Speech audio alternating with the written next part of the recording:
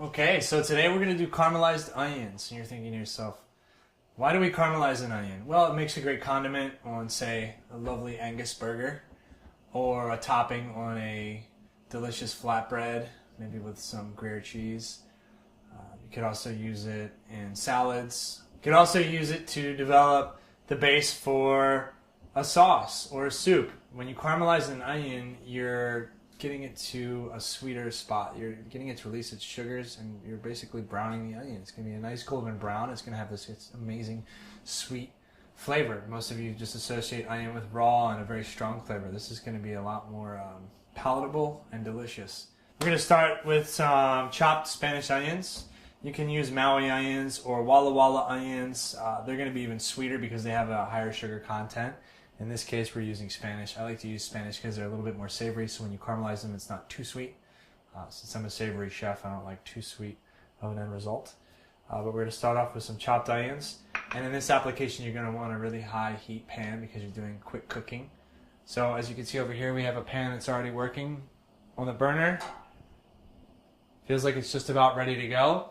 You can use butter, you can use oil, you can use clarified butter. I like to use oil, preferably grapeseed oil because it has a higher smoke point and it won't have a bitter taste if the oil starts to burn because you are cooking at a high heat. It's important that you're very careful not to burn the oil. So we're starting off with a hot pan first. We're going to add our fat. In this case, we have some olive oil. I would definitely suggest avoiding extra virgin olive oil because it's going to taste a lot like olives and you won't get that same sweetness. And the olive oil can sometimes overpower what you're trying to yield, which is caramelized onions. So we have our hot pan working.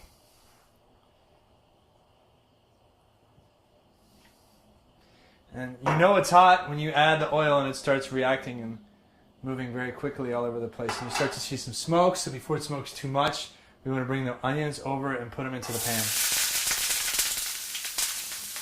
Now be very careful. You're doing high heat cooking right here. There is going to be some reaction. You don't want to burn yourself. You see there's a little bit of oil right there. So you definitely want to be careful when you're adding the onions to the pan. Definitely having a spoon close by so you can stir. I like to do the toss. For those of you that aren't as comfortable tossing food in a saute pan, stick with a spoon. It's okay. There's no shame in using a spoon. If you want to learn the toss, and you're not comfortable cutting your teeth on tossing food in a pan with onion, nifty trick, get some ice, put it in a pan, and just toss it away from the heat. But because we're trying to caramelize, you want to keep the pan on the heat as much as possible. Using a spoon works best. If you're good at the toss, without moving it, do the toss. We're not going to season the onions yet. If you season the onions, they'll start to release moisture, and that moisture is going to prohibit the onion from caramelizing. Caramelization on any kind of item, whether you're searing a piece of meat or cooking a vegetable, is high heat, fast, rapid cooking, trying to get everything that's cooking, all the sugars that are releasing to caramelize as quickly as possible.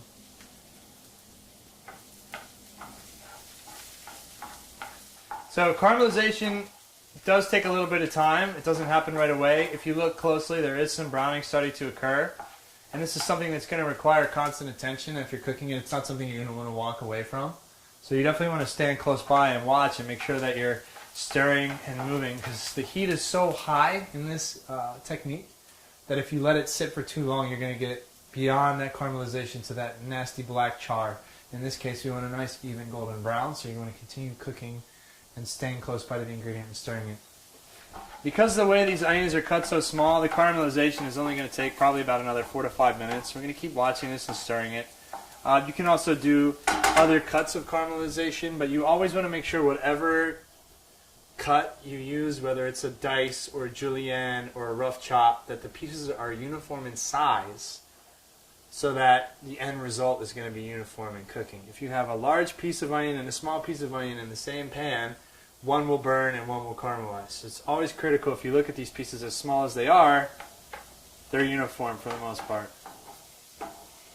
And you're constantly stirring. And that brown is really starting to happen right now. Look at that. See that brown happening? That's caramelization, folks. I wish you were all here to smell how delicious this is because it smells just lovely. For me, throw a little bacon in here. Caramelized onions and bacon Can't go wrong with that. It's probably one of the best smells you can have in a kitchen. We're using a non-stick saute pan for this application for caramelization, and it's happening a lot faster than a normal pan. Also with a non-stick, you're not going to have risk of pieces sticking. Any kind of charring is less likely to happen, because as you can see, the onions are continuously free-floating, and we're getting a nice browning action going on. With a regular pan, there's that risk of that fond, that stuff sticking to the bottom of the pan that you see, and that would need to be deglazed or possibly even removed. Sometimes if you're caramelizing in regular pans, you may even have to switch because it'll start to burn. But if you look at this non-stick, this is happening real fast.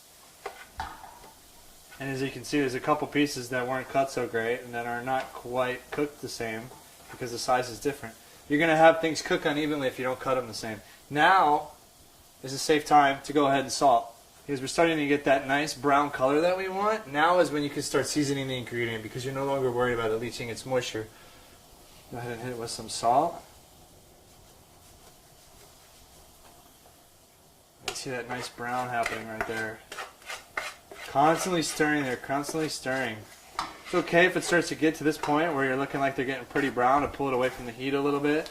Nice and tender, nice and sweet, very great flavor. This is going to go great as a condiment. You could throw it on a hamburger, a hot dog, on a pizza, or if you want to make a relish, caramelized onion relish to go with a fish. The onion is definitely going to lose its shape as you're cooking it. As you're caramelizing it, it's going to brown, but it's also going to shrink down in size. A lot of times people will do a julienne cut, which is a long strip. That takes a little bit longer time to cook. In this case, you want something quick and easy. You do a nice fine dice. It's going to shrink down in size. As you can see, these pieces are a lot smaller than when they went in. Constantly stirring, constantly stirring. High heat cooking. And we are there, folks. We got a nice golden brown. We'll cut our heat off. We've been constantly stirring, and we've seasoned our onions. And if you look at them nice and close, they've shrunk down in size. They're nice and brown. Extremely sweet, tender, and delicious, well seasoned. Ladies and gentlemen, that's how you make some lovely caramelized onions.